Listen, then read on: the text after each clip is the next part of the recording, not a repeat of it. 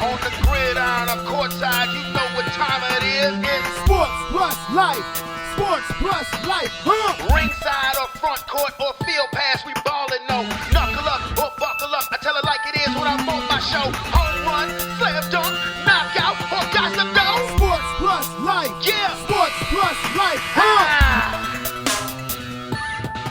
Yo, yo, yo, yo. What's up? What's really good? It's your boy Brandon Brevon Towns, host of that show called Sports Plus Life. And man, I'm telling you, man, this week been something else, but y'all already know it's going down today.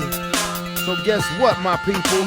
Turn it off, turn it off, turn it all the way off. Man, I'm serious right now. Like this week has been something. This week has been crazy. It's been ups, it's been downs, it's been bittersweet and all of that other stuff. I'm serious. I mean, but please allow me to reintroduce myself. My name is Brandon Brevon Towns, and this is Sports Plus Life, that there sports podcast where we talk about all of the necessary things in sports and all of the necessary things in life. And I'm going to be real with you, my people. For the third straight week, life is going to be the dominating topic of today's episode. Because a couple of shows ago, 2 weeks ago, the main topic was the passing of DMX, his legacy, his career. Last week, it was about the just idiotic and nonsensical shooting of young 20-year-old Dante Wright in Minnesota, just a few miles from where the George Floyd case was being taken care of. And today, we're going to start off with the verdict of the George Floyd murder case, as well as getting into another killing of a black woman, a black teenager, at the hands of the police. But this is a bit dicey. This actually, I think, may have the potential to cause a divide within the black community. I hope not, but I've already seen on social media, you know, sides being drawn. I mean, not to the point of I'm gonna cut you off, this, that, and the third, but it's I don't know. I kind of see both sides of the coin on that one, but it is Friday. It is Friday, April 23rd, 2021. And I mean, when I'm telling you, this has been bananas the last couple of weeks. It's just been bananas. It really has. I mean, it's almost like 2020 is having an after effect. It's like 2020 was just awful earthquake. And right now, 2021 is like the aftershock. You know what I mean? I'm serious. But it is what it is. So like I said, I'm going to get started with the verdict of the George Floyd murder case. Basically, the case against the cop who put the knee to the neck, Derek Chauvin. He was found guilty on all three charges. All three charges, which shocked a lot of people. I don't know why it should, but this is the sad society that we're in, particularly when it comes to the black community in the United States of America, where actually the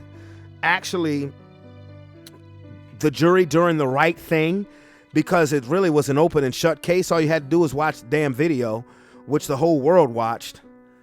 But the jury making the correct decision was a cause for celebration for a lot of people. I was happy. I was very happy, I must admit. Did I go out in the streets and celebrate?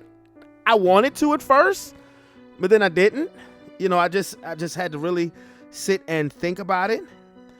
But I think the main cause for celebration was because he was found guilty of all three charges, and that's never happened before to a police officer, particularly in the state of Minnesota. But here's the thing. Here's the thing that I still tend to kind of raise my eyebrow at, is that he could possibly face I know the one charge, which the name of the charge I just have a problem with, unintentional manslaughter, which carries up to 40 years in prison. He could get as much as, 40, 50 years? And he could get as little as 10 to 12 years. That's all up to the judge. And sentencing is in 8 weeks. Sentencing is on June 16th. So 2 months, or a little under 2 months, is when Derek Chauvin will be sentenced. And you have to pay attention to the judge, because the judge could mess around and give him the minimum sentence. And the part that I have a problem with is the charge, even though it's the one with the stiffest penalty, is the one that is called unintentional manslaughter. What part of what he did to George Floyd was unintentional? And I'm being so serious. What part about anything about that video was unintentional? Because I understand why the prosecution would not go for a first-degree murder charge, because the chances of you getting, a conviction of you getting a conviction on that charge is so unlikely, because now you're talking about premeditated, and while I understand that the morning of that day when he got up and put his uniform on and went to work, I'm not saying that his intentions, that he was saying to himself or wrote in a journal somewhere, or said unknowingly in his police car with cameras on or whatever, saying, I'm gonna kill me somebody today. I had a bad night, and I might have had an argument with my wife, and first person I see, they gonna get it. I don't know, I can't say that happened. Probably didn't happen. But where I would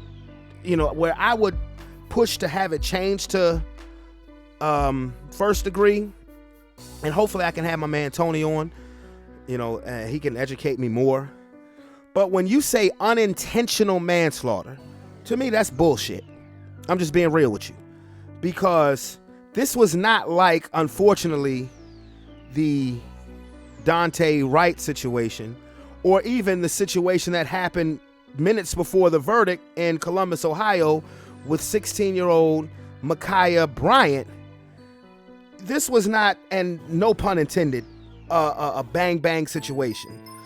Kind of like when you're in football, and when they call personal fouls, hit to the head or something like that. A lot of those things come off. You throw a pass over the middle, and you reach up. You have a receiver reaching up, and the receiver comes. His job is to try to separate you from the ball, and he might accidentally hit you in the head, or he might have intentionally gone for your head. But it's something that happens real quick. Something where you have a split second to think about it. This was not that situation. And I watched the body camera video that just came out a couple of days ago of officers when they first arrived at the scene, and George Floyd begging them, pleading with them, don't shoot him, that he's gonna cooperate, tell him that he just lost his mother. He was saying he couldn't breathe early in the police car. He said, I'm gonna lay down, please, I can't breathe. I don't know if you guys watched it or not, but what part of what Derek Chauvin did was unintentional? You put your knee on this man's neck for almost 10 minutes. He's telling you, I can't breathe. He's saying it multiple times. I can't breathe. He's crying. He's calling out to his mother, which he alerted y'all earlier that he had just lost. The crowd that gathered around were telling you, hey, get off. He's saying he can't breathe. His nose is bleeding. Now he's unresponsive. And you never took your knee off of his neck. What about any of that was unintentional? Okay, this is the problem with what I have with the laws in this system, and how you can spin shit around to try to give somebody a lighter sentence. I'm gonna tell you something. Derek Chauvin doesn't deserve 40 years. He deserves flat out life, the rest of your life in prison, because that you cannot sit there. Like I said, he may not have had it premeditated when he left his home that morning to kill somebody, but when the opportunity arose, and he kneeled on George Floyd's neck. And George Floyd repeatedly said, "I can't breathe." He was no threat. He was laying face first on the concrete. He was in handcuffs. He was unarmed. He was not a threat whatsoever. And you had ample time when you had your knee on his neck for you to realize and hear this man say, "Hey, he says he cannot breathe." Multiple times. You had ample time to say to yourself, okay, he is no longer a threat. He's unarmed. If we're going to take him to jail for a counterfeit $20 bill, whatever, then we could just take him to jail. We could just book him until we get the evidence on whether it was a counterfeit bill or not. But he didn't do any of that. He could have said, he's saying he can't breathe. Let me get up. Let me get up so this man can breathe to make sure that he doesn't die. And he did none of that. He had ample time to think. So my point of view is, once he got his knee on his neck and this man is saying that he can't breathe, his intentions were to kill him. There was nothing unintentional about that, because even when he lost consciousness and was unresponsive for over 4 minutes, you kept your knee on his neck, on the pressure point. You did not move. You wanted to make sure that what you intended to do, and that was your intention, that what you intended to do was finished. You wanted to make sure that the job was finished. So that I have a problem with that, because you can't sit here, don't spit in my fucking face and tell me it's raining. There was no unintentional manslaughter. That was downright first degree murder. Because that wasn't, you have to think quick on your feet. This was premeditated. Because when you sit on a guy's neck, when you put your knee on a guy's neck for almost 10 minutes, you have ample time to think about what you're doing. And you know what the possibilities could be. But you did not care. Because you know why you didn't care? Because you thought you would get away with it. Because you're a police officer. Whether he was black or not, that's not even the point. You thought you would get away with it because you were a cop. And you knew what you were doing was dead wrong. But you thought you could get away with it. You didn't give a damn. You looked at the girl, the 17-year-old girl, props to her, because if she didn't have the video, he probably would still be terrorizing people in a police uniform right now. But you looked at her like you did not care. And he is screaming. He is literally begging for his life. And you mean to tell me he unintentionally killed him? And he's sitting there begging for his life. And you sit and you put your knee on this man's neck for 10 minutes. Over 4 minutes after he's no longer responsive. And that was unintentional? Bullshit. Bullshit. And he don't need to get no 40 years. He needs to get the rest of his natural born life. Oh, and now word comes out he's on suicide watch. Fuck him. No, y'all make sure he don't kill himself. Make sure he gets and that's the only thing I don't trust. I don't trust this judicial system. 10 years, 12 years, man. Dude's 45. He'll get out. He'll be in his late 50s. He still have plenty of life to live. No, this is me talking now. This is Brandon Brevon, black man, talking. I want his monkey ass to get life and in general population. Oh no, if he gonna die in prison, I don't want it to be by him hanging himself. Father, forgive me. Father, forgive me. I want that dude in general population. And now supposedly video has come out from an incident he had back in 2017 where he put his knee on a teenager's neck until he passed out, and the mother was crying and begging, "Please don't kill my son." So this dude has a history of this, and this was another black kid. This dude has a history of this. This is his MO. He's a psychopath in a badge, and the problem is there are too many of them out there. I'm serious. So while I'm definitely happy that he was found guilty on all charges. Yes, I am. But I don't trust judges. I don't trust this system. What the hell is the point? Why does it have to take 2 months for sentencing? That's what I want to know. Why does it have to take that long? Why we gotta wait that long? Why couldn't he been sentenced that day? Or at least a week after? Why does it take 2 months? Now, one part that I did like is that bail, that you couldn't see his face because he got the mask on. But when that judge said bail is revoked, his eyes took a turn. He just had to look like he was stunned. It was almost like he was expecting to be found guilty, but was at least expecting to be able to post bail. And when that judge said bail is revoked, I was like, gotcha, bitch, for the time being, because he's sitting in jail now. But that's why the fact that he's being so protected. You know, why are you protecting him? And he didn't do the job that he swore an oath to protect and serve. That's another reason why his bitch ass should never see the light of day again, because he needs to be sentenced more harshly than your common criminal, because he took an oath to protect and serve, and he flagrantly, ruthlessly, violently broke that oath and tortured. That was torture. People don't understand. Like, the last few minutes of George Floyd's life was pure torture. That was torture. And you still want to say unintentional manslaughter. I that just don't sit right with me. That just really doesn't. That doesn't sit right with me, because that just seems so far from accurate when it comes to what.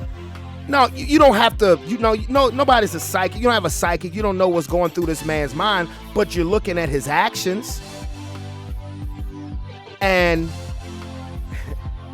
how can you put your knee on somebody's neck for damn near 10 minutes and stay on his neck even after he's lost consciousness and was clearly dead, and you didn't move, but it was unintentional? Man, come on, man. Come on, like I said, don't spit in my face and tell me it's raining. Come on, man. He intended to do that. He did that on purpose. He meant to stay on his neck until he was no longer breathing. That was no accident. That was not unintentional. He wanted to do that.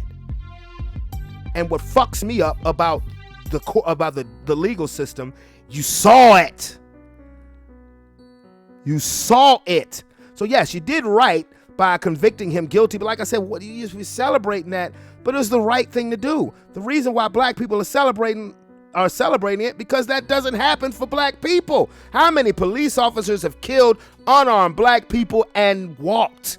Hell, it just happened with Breonna Taylor.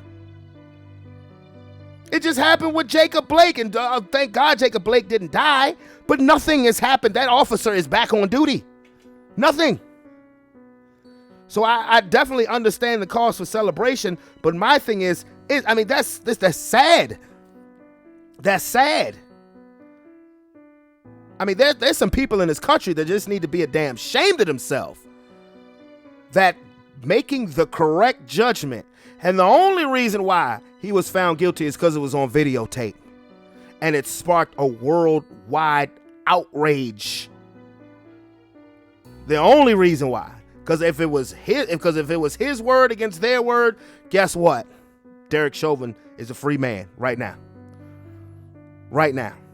You think that's not the case? You're lying to yourself, because you think about it. You know, I've heard so many comparisons to Rodney King from 30 years ago when they caught that on tape. And that was really the first one that was caught on tape. And that really wasn't even the precedent. That wasn't the precedent. You know, that didn't change things. That person who recorded Rodney King's beating at the hands of the police just happened to be at the right place at the right time with a camera. The stars aligned for that to get caught on tape. That was 30 years ago. We really didn't start seeing the tomfoolery, I'll say, until about maybe about 10, 12 years ago, when everybody had a camera on their phone. So everybody has a camera on them.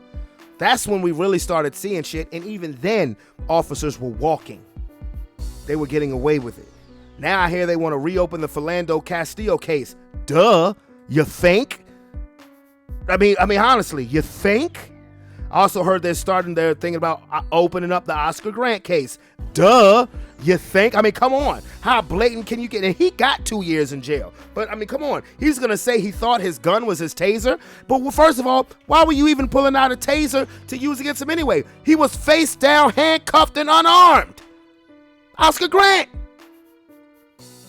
You know, it's always fatal when it comes to us. The police deal with us differently. They do not deal with white people the way they deal with us. Because white people will talk the most shit in the world, show weapons, threaten the cops. You know, my dad's gonna have your ass, you fuck.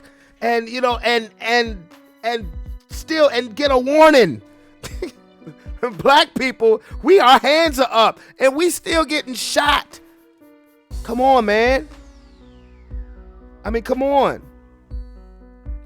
So people are looking at this verdict with Derek Chauvin as perhaps a groundbreaking watershed, you know, culture changing moment. It could be. You can't say that it is yet because for one, we have to wait for the sentencing. And two, it's what are you gonna do next? What are you gonna do with the next situation? And guess what? We didn't have to wait long to have another situation, which brings me to the next topic. Now you have Daunte Wright, who, God rest his soul, was laid to rest yesterday, and the situation that happened moments before the verdict even dropped in Columbus, Ohio, with Makiyah Bryant. So, before I get into Makiyah Bryant, like I said, if the Derek Chauvin verdict was any type of stepping stone of things going in a different direction, aka the right direction instead of the white direction, I know what I just said. And I'm trust when I tell you I'm not a racist, but I'm just sick of this shit. But if this is gonna be a watershed moment, what are you gonna do with these cases, with the next case and the next case? If you're gonna reopen Philando Castillo's case, then that cop needs to go to jail. If you're gonna reopen the Oscar Grant case, then that cop needs to go back to jail.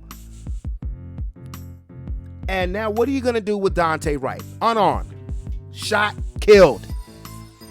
Police officer who thought, coincidentally, I thought it was my taser. Bitch, please. Excuse my language. You've been on the force for 26 years and you can't tell the difference between a taser and a Glock? Not to mention, if you watch the body cam, you see her pointing to Joan Adams saying, taser, taser, taser. So it's right in front of your face before you shoot, and you shot anyway. Oh, I thought it was my taser. Come on, bruh. Come on. And the first time I saw it, I listened to her voice. I was like, well, maybe she didn't mean to. Then I was like, oh, you motherfucker, you. Ooh, you son of a bitch. You almost got me. Because when I saw how long that thing was pointing at him before it was shot, I was like, bruh, come on. And then the fight, 26 years? Get out of here. Come on. Come on. I ain't boo-boo the fool now. People have called me a damn fool plenty of times, and I know a lot of it is true in most cases. But this, nah, come on. No. So how you gonna handle this one? Huh? This is what's gonna show whether this verdict for Derek Chauvin is a watershed moment. How you deal with these cases going forward. Will the George Floyd Police Reform Act, will that pass? Because funny, you really didn't hear anything about that for a while until Daunte Wright happened. Now, in a case of Makiyah Bryant, oh, that's touchy. Because, you have Makiyah Bryant calling the police saying that she was being jumped by two other girls. So when the police gets there, you see it was people gathered around, and then you see these girls literally like fly into the scene, and, the one who was falling on the ground and getting up quick was Makiyah Bryant. But when you look, she has a knife in her hand and she's literally getting ready to stab one of the girls and the police officer shoots her 4 times, and she dies. 16 years old. 16 years old. Why I say I see both sides of the coin, and I've, been on social media, talked to a couple people on social media. A lot of people, black and white, think that the cop was justified. I said I see both sides of the coin. My only issue is because I understand the fact that that police officer could have possibly saved the life of the young lady in the pink, if you've seen the video. The young lady in the pink who was about to get stabbed. I get all that. I won't refute that. I won't even debate that, because you're absolutely right. Because she was literally in the motion of getting ready to be stabbed. The only question I have is, did it have to turn fatal?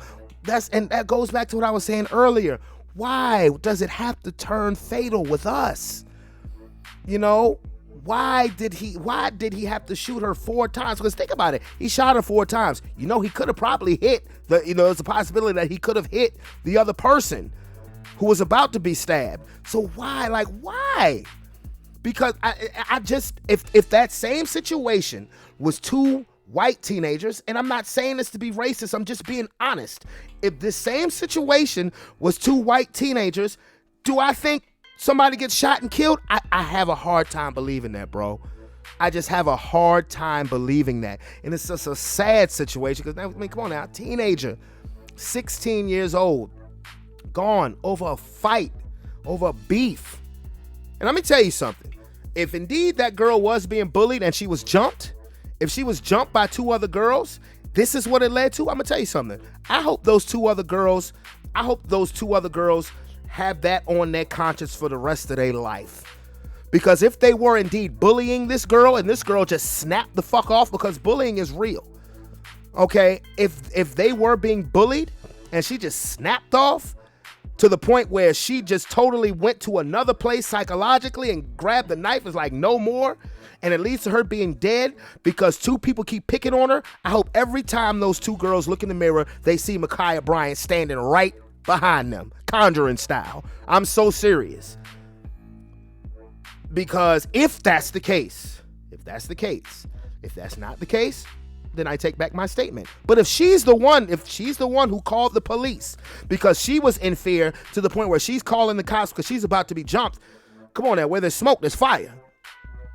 Where there's smoke, there is fire. And but again, I don't refute the fact that the police officer in that case did his job, but I'm just like, why did it have to be murder? And when I say murder, I'm not talking Derek Chauvin type of murder. I'm talking about why did it just have to be fatal? Because I'm gonna tell you right now, the fact that she had that knife, oh no, he is gonna walk. But there's a level of justification of him walking, of him not being in trouble. I just don't, like I said, I just think death could have been preventable. I do. I think that death could have very well been preventable in that situation. It's tough though. It's very tough because now we have LeBron James getting a lot of flack because he posted a tweet, saying about the cop who shot Makiyah Bryant, saying you're next, and accountability with a picture of his face and an hourglass. And people who hate on LeBron. Now look, I'm not a LeBron fan when it comes to the basketball court. The stuff that he does off the court, you'll never hear me speak bad about it. So I am not going to sit here and pile on what people are trying to do with LeBron James, because LeBron James off the court has such a impeccable resume. You have haters who are waiting to pounce on him for every move he makes. Now, he made that tweet out of emotion because he clearly did not do the research. He was wrong, and he took it down and put another tweet out just saying that, he needed to do the research, but he's so tired of seeing black people getting shot by police. And I share that sentiment.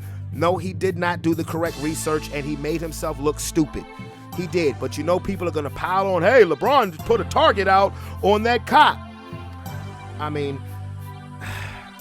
don't think it's that deep. But like I said, haters will take it that deep.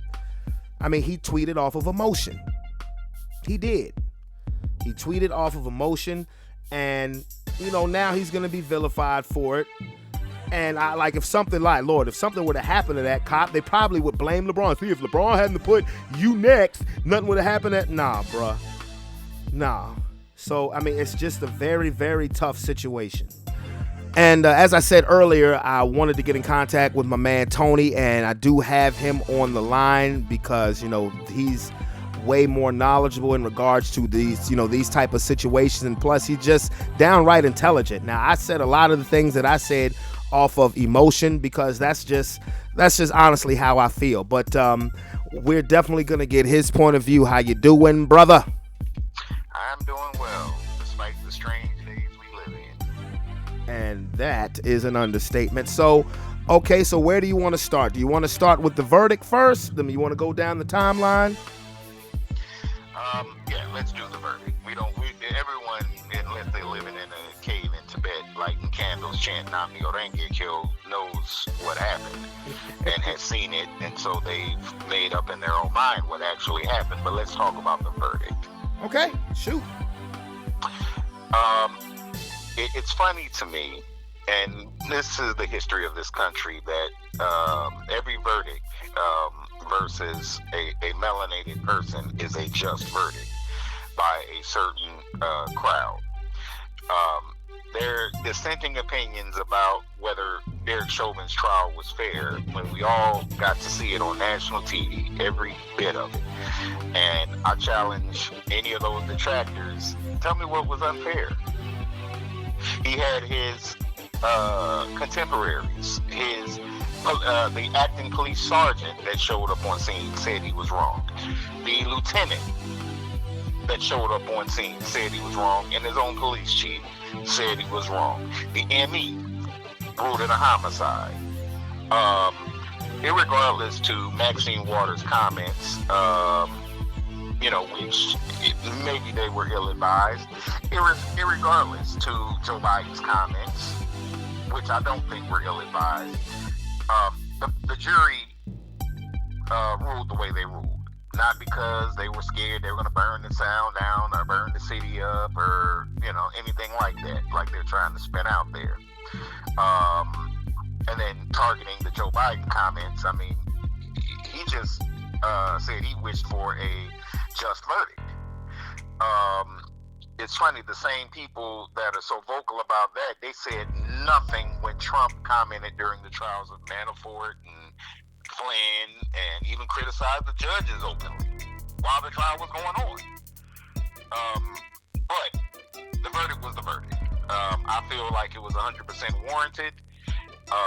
Does it change anything in the grand scheme of things? No, because there's a lot left to be done. Starting with getting rid of qualified immunity, make these clowns accountable. Right. That's it. And I'm not talking about just in a financial way. I'm talking about legal repercussions. They should not be above the law. Does that make that makes cops afraid to do their job because they're going to get sued? Well, you're only afraid you're going to get sued if you're doing something wrong. Exactly. Seems to me they would immediately push for more visibility. Hey, let us wear 2 body cams so we can, so I can record myself so that you can see I didn't do anything wrong. Right. Yeah. Not run away from it. Yeah, you start messing with their money and their freedom. I'm pretty sure most of them would straighten up and fly right. So, that's it. That is what that is. In terms of that, the laws in Minnesota, they're pretty much the same as other states. It's just the wording and the way they phrase charges and stuff that come off as a little different. They didn't find him guilty of premeditated murder. That's a whole different animal there. But they did find him directly responsible for his murder. One shows malicious intent, while the other just shows malicious negligence in causing the death of a person. Now explain on wax the way you were explaining to me, because like I said, I got on here earlier and I said the phrase unintentional manslaughter doesn't sit well with me, because to me everything about what he did was unintentional. So just please explain why it would be hard to prove intent. So in order for them to have charged him and or convicted him or something like that, he would have had to set out perhaps that day and somehow on record through a statement or something to a colleague or online media, something to indicate that he actually intended to go kill that day or kill George Floyd. Maybe even few minutes, into the encounter, he said, hold still or I'll kill you, or something along those lines. It has to show that was that was his whole thought process in terms of that. Now, having been nightclub security, sometimes you're forced to restrain people. They may be intoxicated. Hey, let me go, man. You breaking my arm. Am I really breaking their arm? No. But they'll say it. They'll say it because they want me to let them go. Now, it falls on me to have the judgment to know, when to let up or how much pressure I'm applying. Clearly, Chauvin did not have that wherewithal or didn't care, one way or the other in terms of that. But George Floyd at some point stopped breathing. The doctor, I forget his name, pointed out at the moment that life actually left his body. He said it right there in the courtroom. Trying to gauge at that point what was in Chauvin's mind, what was his level of awareness, is a little bit harder. It's easier to, it's almost a lot to convict him of you didn't care what was going on with George Floyd. But see, that's my thing. With. Basically, he was in your custody, and the actions that you took contributed directly to his death, and at no point did you seek to change those actions. So you are directly responsible for his death. That's pretty much what happened, though. I understand. But see, this is my thing, and I understand the analogy that you gave as far as, working nights club security and, somebody out of line, drunk, high, whatever, unruly. And then when you kind of put them in a compromising position, them screaming, ow, you're breaking my arm, but you're really not doing it. I get all of that. I understand that they may be crying wolf. I get that. But in this case where he was already handcuffed face down and you already knew that he was unarmed. So even if he was lying, even if he wasn't telling the truth, him saying that he can't breathe, he still has been neutralized as any type of threat because he's face down on the ground, because he's in handcuffs, and because you have two other officers in the background that's on his legs. So him saying... That's why it's willful negligence. The actual position that he put him in that caused him to not be able to breathe and ultimately took his life is a standard procedure. All the prosecution witnesses actually affirm that initially when you're handcuffing, yes, it's standard procedure to put your knee there. But once they are cuffed, you want to put them in the recovery position, either on their side or sit them up on their butt so they can breathe. Right. He did not do that. So at that point, it's that willful part, but trying to prove that the intent. You can prove that he willfully was negligent in his job and caused George Floyd's death, but that because that is a legal procedure and it's not designed to kill, it's not designed in any way, form or fashion. Even the MMA the guy couldn't necessarily say that. So could it result in someone's death? Yes. Would it typically result in someone's death? Maybe not. But the point is, if he had not kept his knee there, George Floyd would have lived. The defense was trying to say, he was going to die anyway because he had drugs and big heart and all of that stuff. But the point is, him maintaining that when it was unnecessary caused him to die. And him maintaining in that elongated time period caused him to die.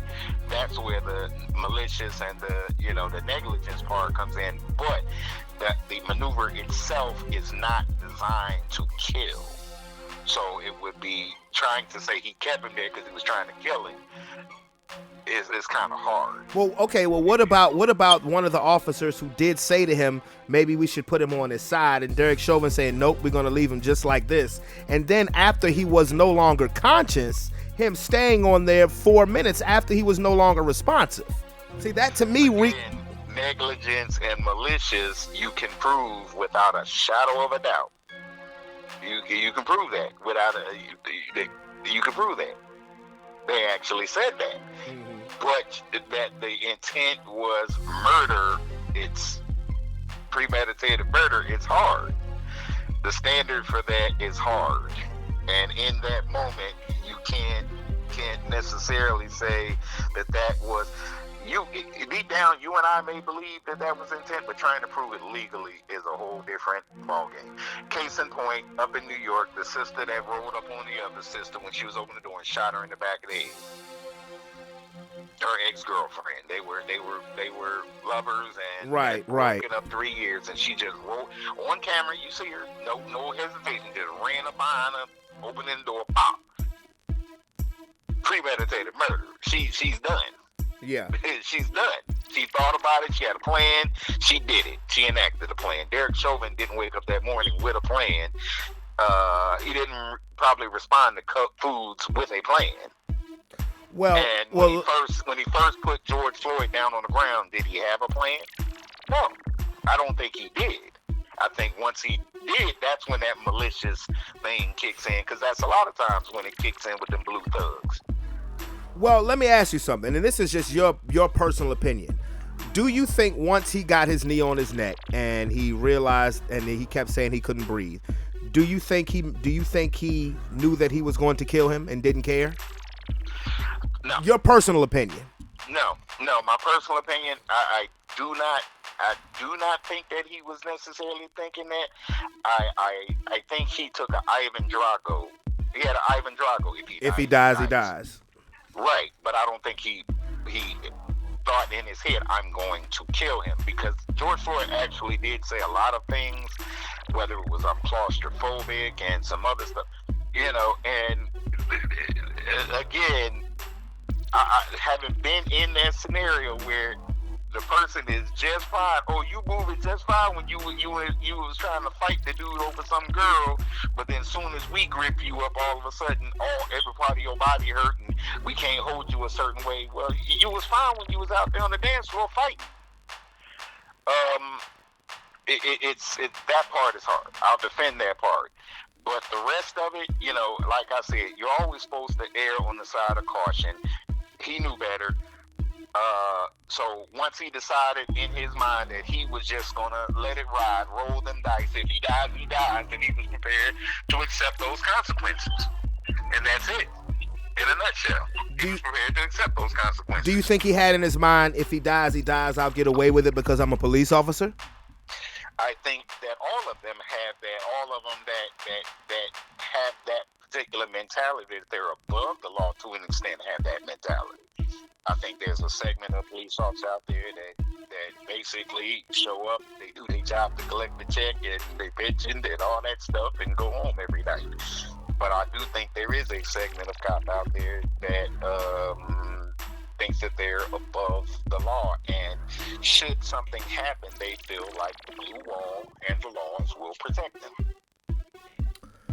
Okay, well, what do you think about what Brett Favre had to say? I don't think anything about what Brett Favre. Where's Brett Favre from? Mississippi. Exactly. Brett Favre is a good old boy. He had to be friendly and play with melanated people because, let's face it, a lot of melanated people protected him and made his name by catching passes for him. But, once these people are outside of that, they can revert to whatever, political thought process they have and racial thought process. And Brett Favre is clearly a Trumpster, so you support a racist, you are racist. I don't care whether you covert, low-key, whatever you want to call it. You support a racist, you are racist. That's what I have to say about Brett Favre. Well said. I mean, because he really was starting to piss me off. Because my thing with Brett Favre is, first, you know, he said last week how he didn't want sports mixed in with politics, but sports has always been mixed in with politics. Every time you hear a PA announcer say, please stand and remove your hats for the national anthem. Every time on Veterans Day we stop to salute all of our soldiers. All of that is politics. Every time a championship winning team goes and visits the White House, it's all politics. Brett Favre's issue is that he doesn't want politics that he doesn't agree with in sports. What do you think? But yet he's commenting, and he's commented before. This is not the first time Brett Favre has chimed in on political stuff. How do you think I know he's a Trumpster? So he supported Trump because he chimed in before. The sports figures are real life people. They're not, you know, people that only exist when it's time to blow the whistle, you know, or dribble the ball, or they exist outside of it. Unless you're Michael Jordan. They vote, they do all of the above, and it's funny, you know, again, you know, my feelings from a sports perspective on LeBron, but LeBron commenting the way he did, you know, he has a right to an opinion, just like he pays a heck of a lot of taxes to have that right and vote. So he can comment on these things. He's just as susceptible to potential things that we are. People will say, well, he's rich. No, that'll never happen. Well, Patrick Ewing, I'm pretty sure Patrick Ewing got a nice pretty penny. You see how they treated him up in Madison Square Garden. Oh, yeah. And how do you not recognize Patrick Ewing in Madison Square Garden? Spike Lee, too. But the point is, LeBron has every right. And if LeBron doesn't have that right, then you need to show that same vehement opposition to a Brett Favre, a former player who's only known and has a voice because he did play the sport. You need to tell Mike Ditka, a dude that I love for years, his Bears, it's Mike Ditka. But again, another Trump, you know, guy. You wouldn't necessarily think that about Mike Ditka, but it is, and he's made a bunch of controversial comments too. Other people, Brian Urlacher, or here's a better one. We know what they do with people like Van Jones and Ben Carson and Candace Owens. You know, they get their one Negro, and they're so intelligent. Jason, they're so Jason brave, Whitlock head asses. As if to say, you know, those of us who are woke and dissent from those opinions are just stupid. But they'll raise somebody up on this pedestal like, I don't know, a Herschel Walker, as if he somehow represents Black America. And the only thing I can really respond, I can't, there's nothing I can say in words that would make them understand how I view these people. So I just put a picture of, I don't know, Steven. You know, Steven from Django. Django, yeah. That's all I can really say to convey my point. Either they know or they don't know. Is that what that nigga doing on that nag? Exactly. So in the big house. You know. In the big house.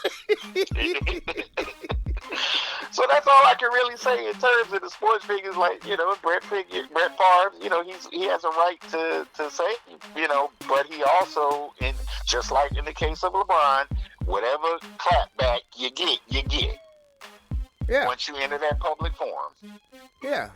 Well, before we go further into that tweet, what I was saying earlier, as far as a lot of people in the country want to use this verdict as the watershed moment, the turning point as far as police reform and equality, particularly when it comes to law enforcement. But how I feel is that it can be that watershed moment, but only if there's consistency when it comes to police brutality, as well as equal treatment when it comes to law enforcement. And it's more like, what are you going to do moving forward? And, you know, we didn't have to wait long because now Dante Wright is... It's not the turning point.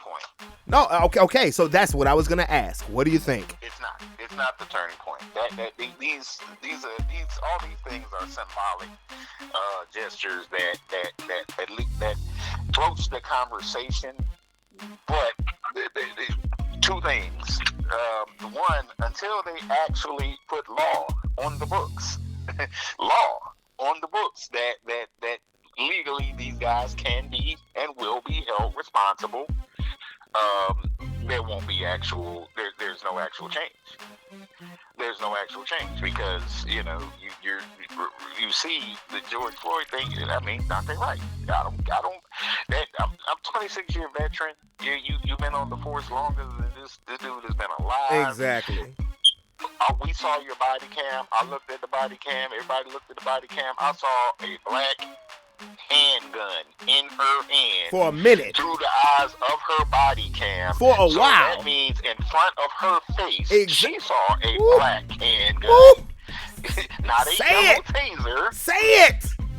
Tell it. But yet she yelled, Taser. She yelled, taser, taser, taser. Well, then clearly there was something wrong in her head, and she can't tell the difference between black and yellow after 26 years on the force. Tell it. Which means y'all need to be retrained, which means y'all need to be defunded. Tell it. If you're making mistakes like that in the field. Tell it. Preach. Just as with the young lady with the knife. That situation. The peripheral stuff, what happened prior to that? Oh, these were grown women over there trying to fight her. Yes, they were the ladies' former foster kids. Whatever precipitated that, her feeling like she needed to bring a knife out. Again, we saw the body cam. He pulls up. He gets out. Immediately, that gun is in his hand. Not a taser, not pepper spray, the gun. He did not have an opportunity to see her with the knife yet, because directly in front of him, we saw on the body cam was a brother throwing some girl down on the sidewalk. Right. We saw that on his body cam, and then he looks left because the body cam turns, and then he sees the knife dynamic, but he already has the gun in his hand. So he already had in his thought process, I'm going to use deadly force if I need to. When in actuality, what the chief from Minnesota said in terms of Chauvin, your thought process should be de-escalation, not deadly force. So, if anything, getting out your car, why wouldn't you have your taser in your hand? Why wouldn't you have pepper spray in your hand? You see people fighting when you pull up. You don't see a weapon yet. You do not see a weapon, so deadly force is not justified. Okay, because this has been I've heard a lot of people, black and white, saying that this cop was justified in doing what he did. My stance has been, I don't think... I've said, you know what, I can see both sides of the coin, but I believe death could have been prevented. I do not believe. He should have been fired. Okay, so that's your stance. Hands down. I don't know if he should be charged criminally, but you know why he should be fired? They're taught to. People say, well, why didn't he shoot in the arm or leg? No, that's not the way they're trained. They're trained to shoot center mass, so body. But it did take 4 shots to drop that girl. Right. You shoot once, and then if necessary, you shoot again, but you shoot once, and if you shoot her once, she may live. You shoot her 4 times, she ain't gonna live. Not getting shot 4 times center mass. So we're thinking, like I said, taser versus pepper spray when he got out of his car. If he opted for that, it may have been different. But even when he did get out with his gun in his hand, why 4 shots? Why 4 shots? This is not you can't use the whole PCD. She was angry and she just kept going, and no, you can't use that. Okay, well, what about the what about the girl that was about to get stabbed? Do you feel like the cop saved her life? Again, we'll never know, will we? Because in that vein, I just pointed out, if he gets out with a taser, would he have still saved her life? That's a good point. And saved both lives? That's a good point. If he got out with pepper spray, would he have saved everybody's life? If he had shot the girl once, would she still be alive, and so there wouldn't be anybody dead? And we might not even be really hearing about this, because it would have been just considered a justified shooting. She didn't shot the wound, or she was wounded and she survived. But we might hear about it on some level. But no, four shots. Come on now. And going into that situation again, I think that's what you're gonna hear. That's what they're gonna question. And reviewing that body cam and looking at them circumstances, because it was brought up yesterday on somebody's show, and I was listening to him talk, and he said that he already had his gun in his hand when he stepped out the car. There's no way from that point of view he saw her with a knife yet. So the thought process was already to go to the gun. Maybe not, like we were just talking about with Chauvin. Was his intention to kill somebody because he pulled his gun when he got out that car? Maybe not. But his thought process, I will kill somebody if I have to. And I'm prepared to do that before de-escalating. And that's the problem with the modern iteration of the police. There's a lot of problems with the modern iteration. I still stress the modern because I had to remind somebody of their history, of the origin of police and what their purpose was and why the more things change, the more they stay the same. Please, remind us why the police was originally put in place. So, at one point in time, we were enslaved people, and some of us like to run because we wanted to be free. Anything wrong with that? Nothing wrong with that, right? That's right. And so slave catchers were created. Slave patrols, more specifically, is what they were called. And they would take basic like a bounty. They would hunt Brandon down or hunt me down and bring me back. But some of these plantation owners were corrupt to the degree where they would say, well, if you can't get him, get me another nigger. Doesn't matter if it belongs to somebody else. Doesn't matter if he's up north and a free person. Kidnap him, bring him to me. I need, whatever it takes. Well, because they were doing things that sort of bordered on breaking laws and this, that, and the other, because if you stole somebody else's slave, that was tantamount to being a horse thief. Right. You know that, right? Yeah. Mind you, simultaneously in this country out west, what was going on during slavery? Well, the Wild West. The Wild where West. You had actual horse thieves and bandits and stagecoach robberies, and they too had bounties on their head. So the slave catchers saw an opportunity to make money both ways. They could make money chasing escaped Negroes, or they could make money chasing down the bandits. Well, again, because they were doing things that bordered on breaking various territory laws, crossing over the areas when they had no jurisdiction. In some cases, they were straight out killing people to get to their bounty. Somebody came up with the concept of sheriff, using the concept of a sheriff from England. The sheriffs in England originally were a little bit different. They were used to collect taxes and stuff for the king, i.e. the whole sheriff of Nottingham. Right. Type thing. They just changed the meaning of the word and their duties and put them in place as a form of law enforcement. Well, some of the other slave catchers that may have been their friends or family or whatever, in order to give them some power outside the general scope of what citizens and stuff could do, they say, well, here, I'll make you a deputy. Doesn't matter how corrupt you are, doesn't matter anything, as long as you're I'll make you a deputy. As long as you down, pretty much. As long as you down. Yeah. And that was basically the origins of the modern police force. Now, you fast forward to the early 1900s where ghettos started to rise. And when I say ghettos, I don't mean black people, because white people, it was ghettos before we were, actually.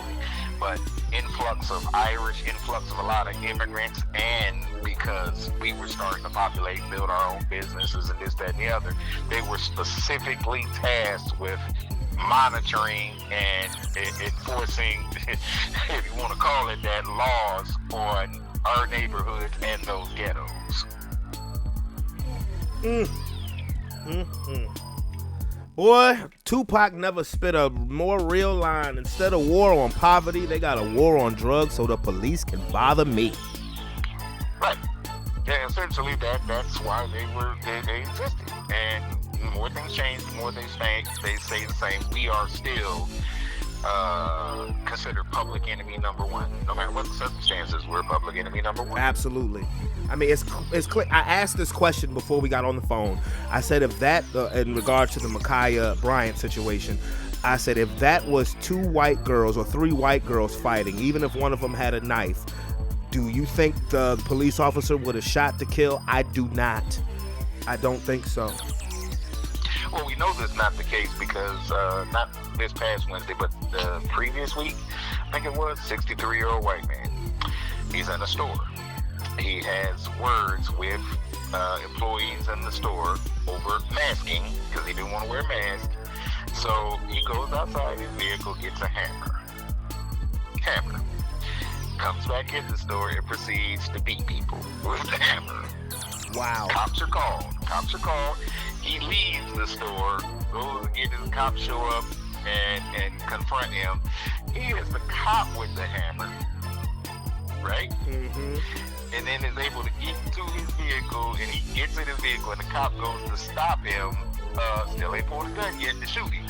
Goes to stop him, reaches in the window, or either grab the keys or steering wheel or whatever to stop him from pulling off. This dude drags that cop a block.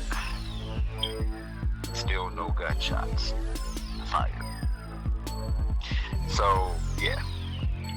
If those two young ladies were Caucasian, there wouldn't have been a weapon drawn. They may still be a dead person because that white chick might have stabbed that other white chick because literally he wouldn't have had that gun drawn to be prepared to shoot her. He'd have had his taser. Yep. And worst case scenario, there's a white girl in jail for stabbing somebody. But everybody, I mean, yeah. And believe, if that was me or you at the grocery store with a hammer beating people up, we wouldn't have made it to our car. No. Not a chance in hell. No. All I'll say, and I won't get deep into it because I know you're on limited time. I'll just say, all of this, everything that we have seen in our lifetime, because our lifetimes, I mean, they represent a very, very, very small amount of time in world history. But all of this is fear on their part. Absolutely. Fear. Chuck said, the great Chuck D. Speaking of which, I don't know what the deal is with all the hip hop icons. But, man, I know, man. I'm gonna get into that later on. Shock G just died yesterday. Black Rob last week. DMX the week before. It's like, what the hell? Right. But it's Chuck said the album was named Fear of a Black Planet. Fear of a Black Planet. From melanin we came, from melanin we're going to go back. And they think that this era of systematic extermination of us is going to somehow change that. It's not. It's not. This is why the war, deep down, you can respect the Aryans because at least they're upfront with their thought process and will tell you what the goings-ons is, and they recognize what I'm saying as well. They said we're going to end up being a mud people. Well, the covert racists, i.e. what seems to be the Republican Party now, well, we're just going to target the immigrants. We're going to try to keep them out of this country. We're going to try to promote this. It's all about that. Voter suppression. It's all about that because the louder our voice get, the quicker this mud people integration will happen, and that's what they don't want to happen. Right. So that's crazy because I've brought this up a few times on the show. You know, J. Edgar Hoover said that the biggest threat in America was the rise of a black messiah, not China or Russia or the fact that you got the Ku Klux Klan. The Black Panthers were the most, and I'm like, oh Lord, the supremacy was so real, still is so real. Well, we actually need that, and I said that to somebody, and they said something ignorant back, and I said you need to educate yourself as to what the Black Panthers represented and what they were. Later on in their iteration, they had a few rogue contingents, but in their base premise and mostly what they did is patrol and protect our interests in our neighborhoods. So something like George Floyd could not happen. Those bystanders, had they been Panthers, then George Floyd would be here. He would be here. Yep. So it may come to that in our neighborhoods. The NFAC, those guys. I've heard. What does that stand for? No fucking around coalition. Yeah, they're somewhat like that, and they even viewed as militant, and you know the rhetoric they're gonna come with. They can pretty much say everything except for call them communists, which is what they tried to do with the Panthers back in the day. But it's okay to have the white militia. You just can't have a bunch of Negroes running around with guns, though, right? Right. But that's what it may come to. That public intervention where something like that is witnessed, and because there's a brother on site that is licensed to carry a firearm and he uses it on one of them, and his defense is, I could not stand by and witness a murder. I mean, or an assault. All that ever happens is... Argument, legally speaking, how would they argue that? Like, that he was, because he's not a police officer, he's a citizen, he's supposed to just let the cop do what the cop was doing? Right. Exactly. I mean, that's why I said on the books they need to put these things on the books in a way that no judge, no nothing can skirt around it legally. If this goes, they need to take it out of the hands of the jurisdiction, out of the municipalities first. If Henrico Police does something, they need to be being investigated by an outside entity. No one inside, no IAB, no internal affairs inside that works inside, the Henrico government. No, outside entity. Federal. Now, and I absolutely agree with you. I absolutely agree with you. Now, before we finish, I do want to talk some sports with you. Because I had told you I haven't talked sports the whole episode. Last time we talked sports, it was right at the trade deadline of the NBA, and I saw your Bulls had got Vucevic, and as far as start off talking a little NBA. You still think that your Bulls are gonna be finish in the top 10? The Bulls may make the play-in. But I'm not entirely sure they want to make the play-in, but here's what the problem is with them. Since the Vucevic trade, he's taken the spot of what Thaddeus Young was doing. Thaddeus Young was playing over his head. I mean, I don't think anybody that followed him, you don't even have to follow the Bulls. If you look at him statistically, he was having one of his best years ever as a pro. The reason why he was doing that because they were kind of running through the offense through him, sort of. It was like Zach LaVine is still getting the shots, but they were using him as a, Magic Johnson, and that's why I called him Thagic. Yeah, that's right. But he was getting the ball in his hands a lot, and because he's a really good passer. And he has a little offensive game, so they could do that pick and pop a lot with him. With Vucevic there, Thaddeus Young went to the bench now because they tried playing them together, and Thaddeus didn't know what to do. If he's not doing that, he reverted back to old Thaddeus Young, which is just an average NBA, player. Some nights he had good nights, but most of the nights he's just an average NBA player. And they would be in each other's way a lot because he was used to being in that spot that now Vucevic is in. So that's actually what happened. And then also there was a couple things actually. Zach LaVine had an ankle issue, high ankle sprain. So without his scoring, you're asking Vucevic to be the main man, and that's fine. He's getting his numbers, but that's not a winning equation. Yeah, because now all of a sudden the All-Stars, and now he's out because of the COVID, whatever. So plus that, now you got the Washington has caught fire.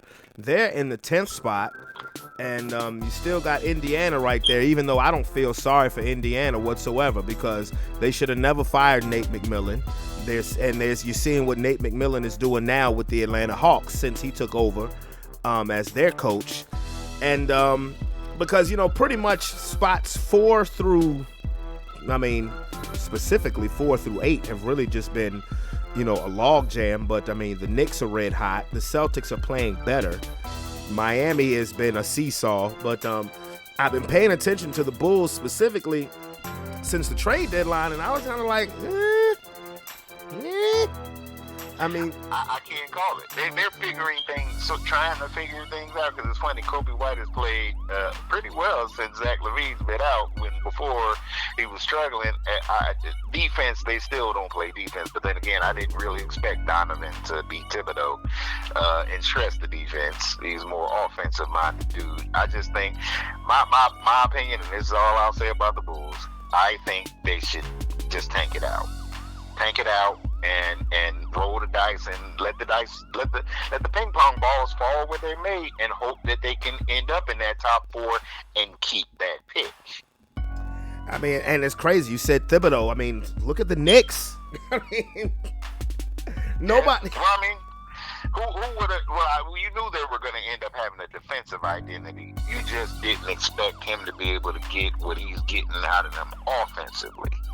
Well, one thing, when I first started doing this podcast, the one thing that I always regretted that the Lakers did was trade Julius Randle. Because even through the dark years, the years right after Kobe retired, Julius Randle was my favorite player because I thought that he was like a Swiss Army knife player. He was a very versatile player. Now, I mean, you know, nobody pays attention to the year that he had in New Orleans, where he averaged about 20 a game. All they were paying attention to is, well, Anthony Davis wants to go to the Lakers, blah, blah, blah. But, I mean, I've been a Julius Randle fan since the Lakers drafted him out of Kentucky, and that was the one guy I did not want to get away. Now, this dude is on the borderline of being talked about in the MVP discussion. Yeah, well, I mean, Tibbs has green-lighted him. You know, basically, Tibbs' mentality with the Bulls was, if you play defense, you can do whatever you want to do offensively, as long as it's a good shot. And you're going to get the minutes, because he's going to run you like a racehorse. He's going to run you into the ground. But it doesn't appear like he's running these guys into the ground. I think they're a deeper team than we give them credit for, and a lot of it is because we're not necessarily familiar with the names. I mean, Derrick Rose is playing great, but he's coming off the bench. Taj Gibson, he's coming off the bench. R.J. Barrett has played a lot better. He's getting a lot out of Nerlens Noel, because a lot of these guys, you know, it's really only older players are Derrick Rose and Taj Gibson. But it doesn't appear like he's running them into the ground. I mean, I don't mean, you know, everybody's still going to say they need to get that one-star A-plus free agent, you know, to come to the Knicks, but what if you already have it with Julius Randle? What if he needs a complimentary piece? I think their defensive identity is what it is because of Tibbs, but I also think that it's too much. I just think, again, Julius Randle is playing above his head right now, and this may be who he always was. And Tibbs unlocked that, but they're going to end up being, in that sense, Bulls 2.0, where they had this great defense, but just not enough offense when they come up against good teams. Okay. Well, if the MVP was given out today, who do you think wins it?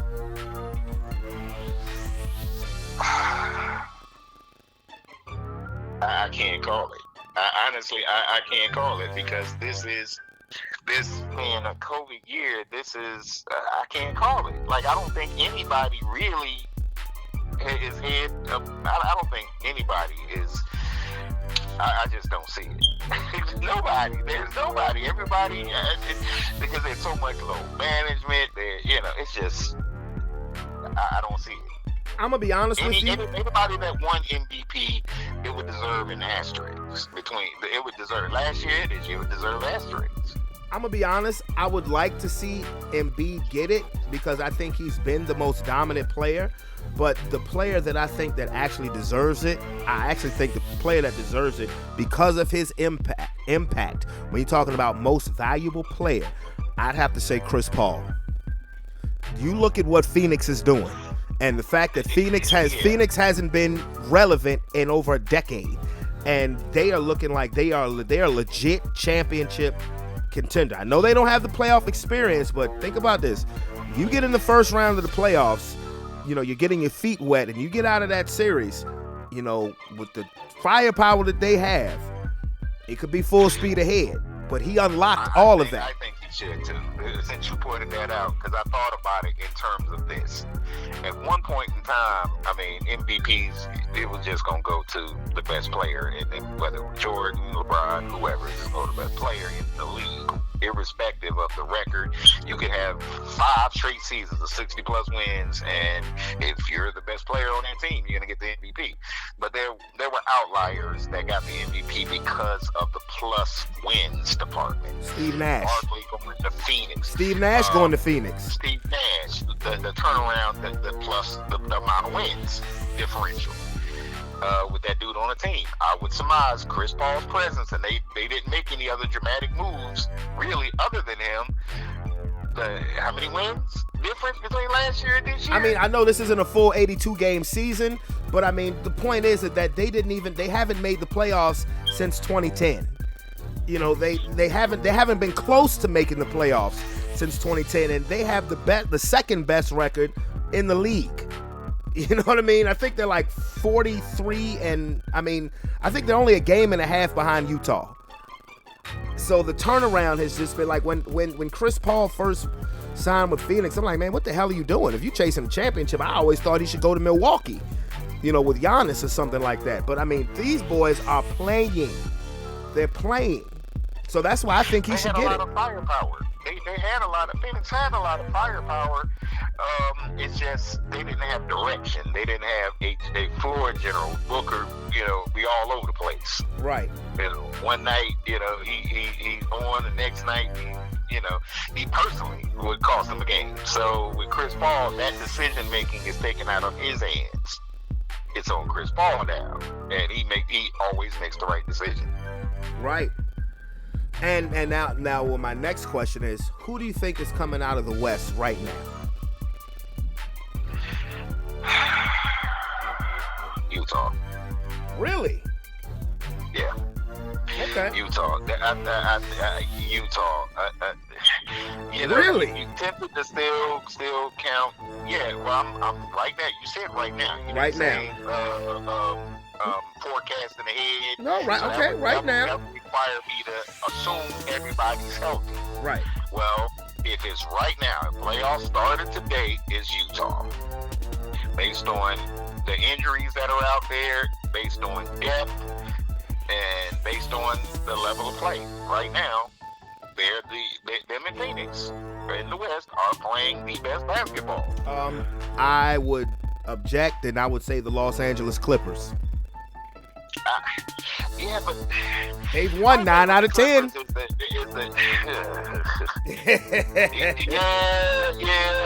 And you're talking about depth. They're the deepest team in basketball. I'll include the Clippers. I'll include the Clippers in that. But again, with them, are they even fully healthy? Well, I think they're in. I know the last game they played, when they played Memphis, they were injecting seriousness of load management because they had back-to-backs where Kawhi, Paul George, Rondo, Reggie Jackson, Serge Ibaka didn't play. But I mean, if the playoffs started, all of them would be healthy enough to play. I think the only one where it would be a question mark would be Ibaka. But the Clippers are loaded. They're loaded. And now they actually, like how you say, Chris Paul gives them direction. Now that's what Rondo can do for the Clippers. Okay. I'll give you that, and I'll put them up there. But then that makes me deflect the question back to you. That I was debating with somebody about the presence of playoff Rondo. Does that make a Clippers-Lakers series, swing? The shift. Does that shift that series heavily in the favor of the Clippers? Well, I'm going to be honest with you. I think so, but I honestly believe... Well, I think last time we talked about this, I said the only way that I saw Clippers-Lakers was the first round. And I don't really think that anymore because the Portland Trailblazers are doing what the Portland Trailblazers always do, and that's underachieve. Because they could have, if they had been playing better ball, they could have easily knocked the Lakers to that 6th spot where the Clippers are currently at the 3. But if the Clippers and Lakers do face off, with I I would give the edge to the Clippers anyway, because the Clippers are specifically built to beat them.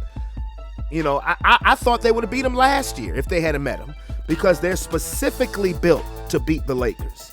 I think Rondo is that much. He's that much more of a bonus, especially being the fact now that he is familiar with the offense and the play. I mean, him being the Laker the last 2 seasons. But yeah, I mean, if the Clippers and the Lakers meet in the playoffs, yeah, I would. I mean, and I'm a Laker fan, but I'm realistic. The Clippers would beat them in under 7 games. And that might sound blasphemous coming from a lifelong diehard Laker fan, but if I'm going to keep it 100, I got to keep it 100. And I'm looking at roster. Yes, I know you say there's no answer for LeBron or Anthony Davis. Well, they have two top 5 wings in the league. They're deep. They have body. There's answers to them dudes. It's just in the West, really. And AD, the only dude that I legitimately think over there gives him work, no matter what, is Jokic. And that might be a first round matchup, but now that, I mean, they're gonna miss. I mean, I know Denver's playing well now, but Jamal Murray tearing his ACL, they're gonna feel that come playoff time. Yeah, they're gonna feel that. They might finish, with home court against the Lakers in the first round, but it's not gonna matter because you're gonna need Jamal Murray. Now, as far as the Clippers, the bodies they can throw at AD, you got Ibaka when he gets back. You got Zubac. You have DeMarcus Cousins. Don't forget, the Clippers got Boogie Cousins now too. They got him as soon as the Lakers brought in Drummond. They went and got Cousins. Right. And the question is, you gonna get Boogie bang or Boogie that want to stand out 3-point line now? Well, you think about it. If you got Boogie that stands out in 3-point line, that brings Drummond out of the paint. This is true. He got to hit them threes, though. But yeah, he does have to hit them. Yeah. He does have to hit them. So, yeah, I mean, I would have the Clippers coming out the West. I would like to say Brooklyn coming out of the East, but I mean, damn, when is everybody going to be healthy? LaMarcus Aldridge already had to retire. James, and I hope nothing but the best from him. That's pretty screwed up. But, you got to take care of your health. James Harden had a setback. Kevin Durant is now, I think he's the best player in the league, but he's almost at that point where he's officially injury prone. You don't think Melo managing? I said that to somebody. He said, man, it's hard, especially with the COVID. It's hard for them to, especially with the Kawhi situation from San Antonio. These dudes, okay, yeah, you got the team doctors, you got the league doctors, then you got these dudes that they personal doctors. And some of these things, I'm sure that's a whole bone of contention. Yeah, team doctor say, yeah, he's good to go. He might be a little gimpy, but he's good to go. But his personal doctor says, no, he needs another, whatever. And they don't want another Kawhi situation. Well, if that is the case, you're playing a game of Russian roulette because the chemistry matters, and that's one edge that Milwaukee and Philadelphia have over Brooklyn. Chemistry really makes a difference, and we'll see. I mean, I think the Eastern Conference playoffs, at least when you get into the second round of the Eastern Conference playoffs, is really when it's going to be truly, truly, truly interesting. Truly. Chemistry, I give it to Philly. I don't think Drew Holiday puts Milwaukee, that much higher, but it is what it is. But chemistry only carries you but so far as Boston. well, that's true too. They play with chemistry. They just, they get out talented sometimes. Well, that's true too. I would just like to think, what would Doc Rivers do with that Celtics team? Well, they'd be better because they'd have a defensive identity. They don't have a defensive identity. They trade away their big men. Like, we don't need no defense. We don't need no rim protection. Here, you can take Tice. Come on, man. They don't have an identity in terms of that. They got a couple good individual defenders, but other than that, no. And offensively, it becomes, although they do have that team chemistry, at stretches in games, it becomes the Tatum show, it becomes the Jaylen Brown show, and they start that ISO mess, and that's what always does them in. Pretty much. Yeah, pretty much. So, okay. Quickly want to get into football real quickly, and it's really just about draft expectations. What do you think? Who do you think you guys are going to take? Well, I my gut says at the end of the day, it's going to be Surtain the second. It's going to be Surtain, Patrick Surtain's son, because we need cornerback. And playing with Diggs, they already got that tie, so that there's that. But part of me is saying that somehow if four quarterbacks are drafted in the top 10, we end up with Kyle Pitts. That would be the dumbest thing. I mean, I understand why. I don't think so. I understand why, because he is like a generational talent, but I don't think Kyle Pitts is lasting to y'all. I don't see it. You gotta take him if he's there. You have to. There's no choice. You know. Well, if he's there, yes, but he ain't gonna be there at 10. Him, and then you immediately get on the phone and see who you can move Michael Gallup to, and recoup that defensive player in him. You know, with the trade. But you think Kyle Pitts won't be there? No, I don't. There's a lot of mock drafts, and the one consistent team that those mocks show taking Kyle Pitts is Atlanta. That's yeah. It's a glad bag because some of the other teams that you may think would be interested in him either A, need a quarterback, or they may need that offensive. For instance, Cincinnati, he would be a good pick for Cincinnati, for Burrow, but at the same time, so would Sewell. Which would you rather have, that protection for him or another weapon? Well, see, Burrow is lobbying for Jamar Chase. You so know, there's that too. He's lobbying for Jamar Chase. The only other team that has been linked to Kyle Pitts is Miami. Now, all the rest of them are either quarterback or O-line. Well, Carolina, O-line. Not Pitts, O-line. I understand your logic, but I don't think that Kyle Pitts will be there at 10. I really don't. I don't. But you haven't said who would take him if all of these people, because I've been watching mocks, not because I am lobbying for Kyle Pitts. I'm just curious as to where, and I don't pay attention to Kuiper. That's the only reason, because people like Casserly and this, that, and the other, I'll listen to a little bit more. But only two teams, and I promise you, go through 10 of the most prominent people who do the mocks, and only either Miami or Atlanta have Kyle Pitts drafted. The rest are either quarterbacks, then wide receivers is either Chase or Devonta Smith, or the two offensive linemen, Slater and Sewell. Well, see, I never pay attention to mock draft because it's really a bunch of barbershop conversation. Glad it keeps people employed, but I've watched too many mock drafts for them to be, and I'll tell you, 98% of the mock drafts that I've watched have been dead wrong. I mean, honestly, you know, they've been dead wrong because you never know at the last second it could be a trade, this, that, and the third. Like, I don't watch pro days. I think pro days are the most useless piece of crap. Watch the tape. I mean, honestly, you can see. I mean, because I go as far as to saying that the combine is almost unnecessary, almost, because there's that competition factor. But pro days to me are worthless because they don't show in-game adrenaline. Like, some guys are faster in the game than they will be running a 40 time. But and mock drafts to me are like, they're hypothesis. Some of them educated, some not so much. I mean, if you guys get Kyle Pitts, that'll be the most Jerry Jones thing ever. I mean, I'm serious. It would be the most smart thing, just in general, because again, it's not like Lamb, CeeDee Lamb, even back to Dez Bryant. These were picks that you could argue if we went in a different direction. You know, that we took a player of need versus best player available. That's always a toss-up. Player of need at a position versus the best player available. In the case when you are faced with at least what we hear, generational talent. That's what we hear attached to Kyle Pitts. He could end up being The best ever at tight end. No, the son, that's in jail now. Oh, Kellen Winslow. Kellen, he could end up being that.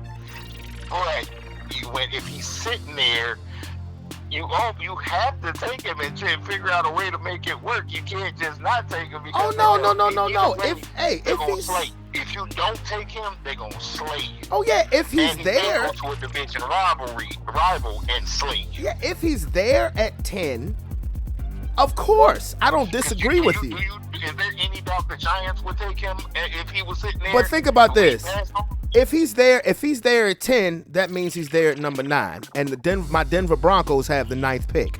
So why wouldn't we take him? But ironically, the most of the mocks that I've seen, I don't know about you, but you said you don't pay much attention to them. But most of them have the Broncos either trading up to get that quarterback. I know, I've seen taking Mac Jones or somebody like that. I've heard Trey Lance. Trey Lance, I've seen that a lot with the Broncos. Yeah, so have I. Elway, No, this ain't Elway's call no more. This ain't got that generational quarterback. That franchise quarterback. Well, this ain't Elway's call no more. It's our new GM's. Elway's still the president of operations, but he's not the general manager. He's not making that call no more because Elway swung and missed too many damn times at quarterback. He got Peyton Manning for 4 years. We got the 2 Super Bowls, won 1. That's great. He's always kept a great elite. Elway's always kept an elite defense in Denver, but he has swung and missed every time he has drafted a quarterback. He's not in charge of that anymore. So,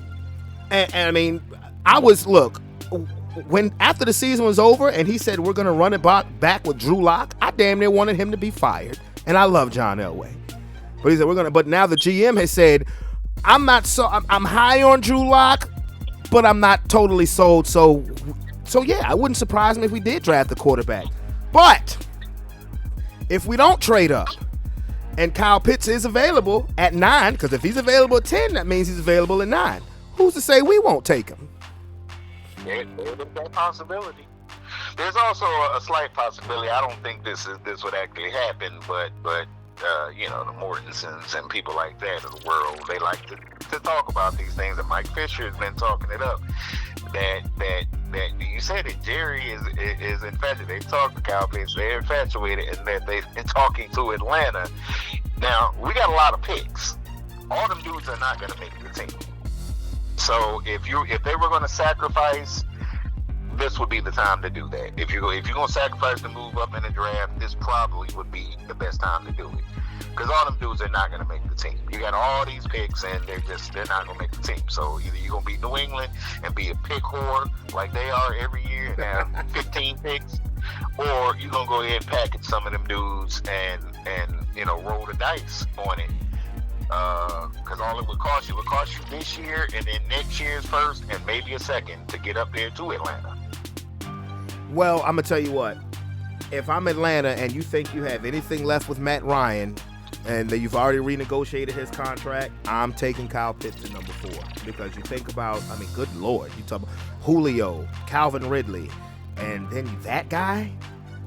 I would have to have them as my dark horse again once the season started. So I don't know. I don't know. We shall see. I'm honestly, I'll be glad when the draft is over because the hypothesis change every day, and I'm just like, just come on already. Because honestly, I only pay attention to the first 10 to maybe 20 picks of the draft. The rest I catch it online because too many damn players. What I actually hope happens, you asked me what I think they would do, but what I hope happens is one of them teams come calling, which have been calling, team like the Bears or somebody else, and they want to move up to that 10, and you can drop back to 15 or whatever and pick up another pick, and Farley will be there because of the injury, Caleb Farley. Yep. That's a gamble, but he'll be there. Yep. J.C. Horn may be sitting there. Yep. Joe Horn's son. Yep. Yeah, and I would be interested in taking him, and then with that extra that you pick up, try to slip back up, in that first round or the top of the second and get Morik. Okay. The safety. Now you address 2. You got that corner and you got the safety, and then after that you can just go straight D-line. Okay, well, we shall see. We shall see. I will say this off of us, because he no longer is a player for us. He's officially a Seahawk. Oh, Alden Smith. I wondered deep down if they knew something. Because I couldn't see any reason why they wouldn't. I can't imagine they priced it based on his contract. He wasn't priced out of what we could have given him to bring him back. And then a rotation, he's still a viable defender. But I wonder if they knew something or saw some erratic behavior that said, no, forget it, we'll just part ways here. I don't know, and that's tough. I was thinking about that today because, I mean, while he's a good pickup for Seattle, this may be much to this battery charges may be much to do about nothing. Because just like the Aaron Donald situation last week turned out to be much to do about nothing. Because, it's pretty much a no tolerance zone for any BS like that in the NFL. And the fact that while he turned himself in, the fact that he hasn't been released yet by the Seahawks kind of is giving me the impression that this is something that may be much to do about nothing, or the Seahawks can make go away. There's a difference there, though. And Aaron Donald and this Alden Smith thing. No, I understand. Aaron Donald was never arrested. He was never charged with anything. They issued a warrant for him, which means there was sufficient evidence for a judge to allow them to issue said warrant for him. Right. So there's a big difference. Somebody coming on, putting a picture on Instagram on TMZ with a big old black eye saying, Aaron Donald did this to me. And Aaron Donald never been arrested or charged with it. It's something completely different from the police coming to get you, looking for you because, yeah. Well, like I said, I mean, if it turns out to be nothing, will he be suspended by the league? I don't know. But like I said, the fact that he turned himself in a few days ago. So the fact that the Seahawks haven't released him yet, I don't know. That's kind of tricky. We'll just have to wait and see with that one. Yeah, because I want to see him get his life back on, keep his life on track. But I promise you, what it is I deep down, but I felt like they probably recognized who he was and instigated, and Alden probably went on ahead and laid them hands on him. So I bet you the money that's what that is. Now you and I will look at that and say, hey, there's probably somebody out trying to get a payday and blah, blah, blah, and we're willing to take some lumps for it. But like you said, with the league, how the league views that from legal circle, a whole different thing. Because they do that. There's some numbskulls out here that, remember back in the day, used to even before Mike Tyson, somebody was messing with Larry Holmes or something in a bar. Yeah, and he ran across the damn roof of a car. Yeah. Yeah. You really want a payday that bad, huh? Yeah, well. So, but I think it was a good pickup for Seattle because you have to stack up in every form and facet in that division. Let me tell you something. The NFC West is so stacked. I was thinking about this today. It would not surprise me. I don't necessarily think it's going to happen, but it would not surprise me if every team in that division made the playoffs. And now that there's 17 games and 7 teams per conference in the playoffs, it's possible where you have 4 teams and then the other 3 division winners. That's 7 teams. I mean, that NFC West is so stacked. So I don't, I honestly don't think Seattle wants to lose him because you were able to bring back Dunlap, and then if you can have Alden Smith, even a slight version of himself on the other side to give you some depth in the division where San Francisco is going to be healthy, and if they stay healthy, they're a problem. The Rams, they think they've got it figured out with Stafford and with their offense, and then all the moves the Cardinals have made: AJ Green, JJ Watt, James Conner, so. That division is loaded. Yeah, I'm curious about that Seattle move with him too, because you make that move, and the emphasis is on that. Why Clowney situation with Clowney? Oh yeah. I don't know. I mean, if you're legitimately thinking you need to beef up and need to, that's the area, then you go ahead and do what you need to do. But I don't know. That's another team that means That's another team that's loaded. They ain't talking all the shit, but the Cleveland Browns are loaded. Loaded. Well, they've been systematically putting pieces, and a lot of young pieces. It was just a matter of time before they came together. And then considering, it's them in Baltimore. Pittsburgh is kind of, it's them in Baltimore. Yeah. They got the components. They got D. They got a running game. And they got a very good bus driver. I won't put Mayfield above. But that's all he needs. That's all he needs to be. That's all he needs to be. Honestly, all Baker Mayfield needs to do is have. Thing about my boy, right? If you give Dak a defense that's in the top 10, that's true. But that's the issue. Can you get him a defense in the top 10? Because right now, the best defenses in that division reside in New York and Washington. So, but anyway, it has been fun, my brother. Yes, sir. Yeah, it has been fun, and I'm gonna hit you up when it's draft day. Definitely. Yeah, there's plenty to talk about. I'm sure it's gonna be some interesting stuff happens on draft. Maybe some trades, maybe some names moving. Maybe. But till next time, bro. I'm gonna get at you. Yes, sir. All right. Take care. Yes, sir. My man Tony dropping the knowledge as only he can, man. When I tell you, Tony is just a boatload of knowledge and wisdom. My dude knows what he's talking about. But, I didn't even do a let's get to it buzzard. I went right into it. This is maybe the longest episode of Sports Plus Life ever, but you know what? It's been worth every second. But before we get on out of here, I just want to say something. It's been a tough 2 weeks for the world of hip-hop, man. And being a musician, man, just listening to these guys as I grew up. 2 weeks ago was DMX, and then Black Rob passed last week.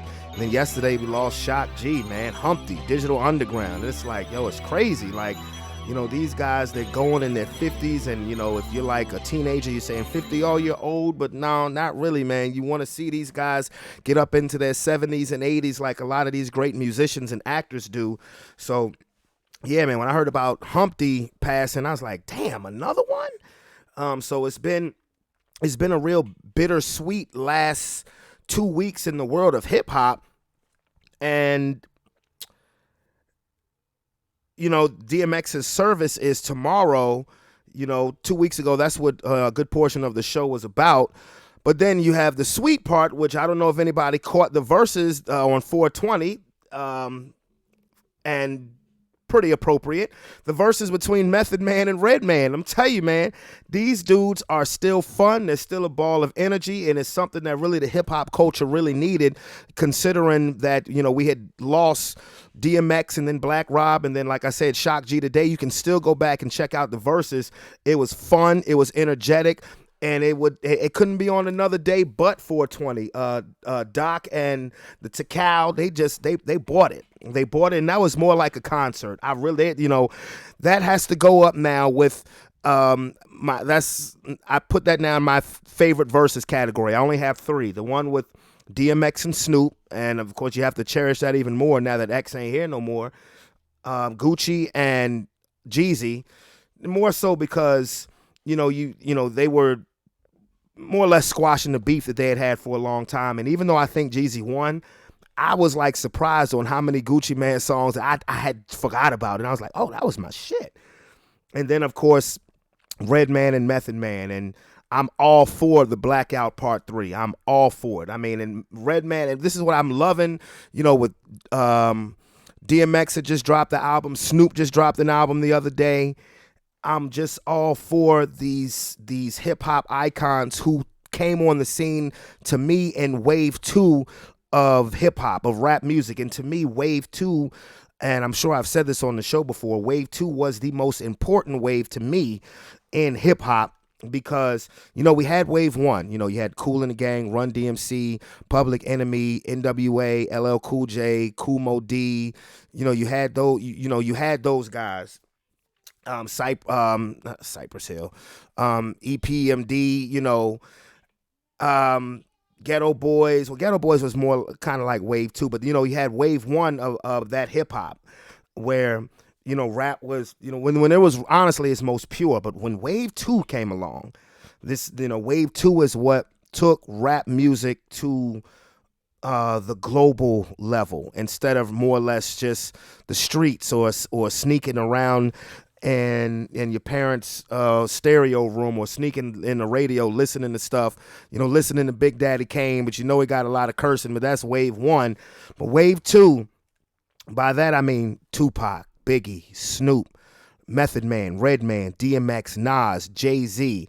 I don't want to forget about Rakim, because Rakim is, on that field of wave. Because don't get it twisted. Wave 1 of rap definitely played its part in Wave 2 and beyond. But when you got those other names in there, like I named, Pop, Big, X, Snoop, Nas, Jay-Z, Meth, Red, Master P, and E40, even though E40's been at it for a long time. I look at Ludacris and Nelly. I look at those guys as still part of Wave 2. Wu-Tang. That's what really took it to the next level. And just to see these guys out here not bowing down, whether they're in their 40s, their 50s, saying, no, we still going to do this. And we still going to do this at a high level. I love it. I salute it. I thoroughly enjoyed Method Man and Redman's verses. Thoroughly. And when they hit Rock Wild at the end, I was just like, salute. But anyway, I'm not going to say where the buzzard. This has just been another episode of Sports Plus Life, a very long episode, hopefully an inquisitive episode with what we talked about earlier, the first part of the show, and then eventually getting into sports, and now me finishing off with the hip-hop shout-outs, the rest in peace to Shock G, DMX, and Black Rob, and a definite salute to Redman and Method Man for continuing to do what they do. But this is Brandon Brevon Towns. If you're not a subscriber to my channel, definitely hit that subscription button and holla at your boy. It's your boy again. I'm out this bit. I see y'all later. Be safe. Peace.